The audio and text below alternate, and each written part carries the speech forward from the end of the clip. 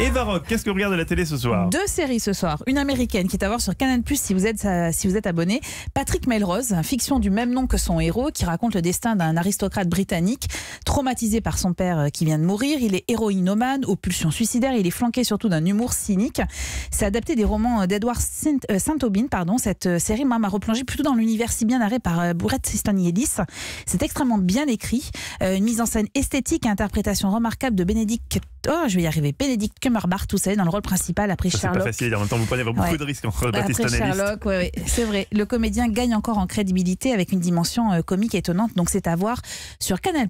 Mais si vous n'êtes pas abonné, autre série réussie, c'est sur France 2, la saison 2 de Trapp, un polar islandais, on reparle encore un peu de foot quelque part, avec des personnages aux prénoms imprononçables ou presque, et je plaisante à moitié parce que je dois reconnaître que parfois on s'y perd, ne sachant pas si on parle d'une fille ou d'un garçon par exemple, donc on a du mal à s'y retrouver dans les personnages. Mais toujours est-il que l'inspecteur Andry enquête sur la mort d'un homme qui s'est immolé devant le Parlement, essayant de tuer en même temps sa sœur jumelle qui est ministre de l'Industrie. Le marteau de Thor, ça m'a tout l'air d'un groupe d'extrême droite. C'est peut-être lié. Si ça se trouve, les partisans du marteau de Thor veulent s'en prendre à la ministre à cause de la centrale électrique. Et peut-être que son frère était membre de ce mouvement. Est-ce que vous pensez qu'il a tenté de faire brûler sa sœur par idéologie? Est-ce qu'Atla autorise de Tyr parler de son frère jumeau de temps en temps? Non. Pas de lui ni de personne d'autre de sa famille d'ailleurs. Nous avions étudié les conflits d'intérêts potentiels qu'engendrerait l'agrandissement de la centrale, mais il n'y en avait aucun. Pour vous dire la vérité, elle n'avait aucun contact avec sa famille depuis environ une vingtaine d'années.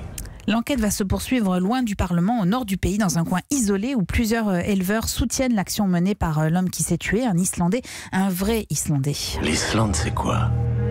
C'est nos paysages, notre terre et le feu qui brûle en profondeur. Et cet homme était l'incarnation parfaite de ce que c'est que d'être islandais. Il a été élevé par cette terre. Et ensuite, ses biens ont été saisis. Il a été traîné dans la boue, rabaissé, humilié. Qu'est-ce qui lui restait comme solution? Il a dû prendre les armes.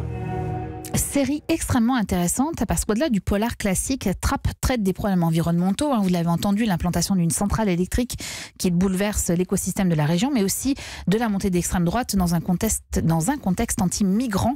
Le rythme est un peu lent, mais les rebondissements de l'enquête devraient vous garder devant l'écran. C'est à voir sur France 2 à 21h.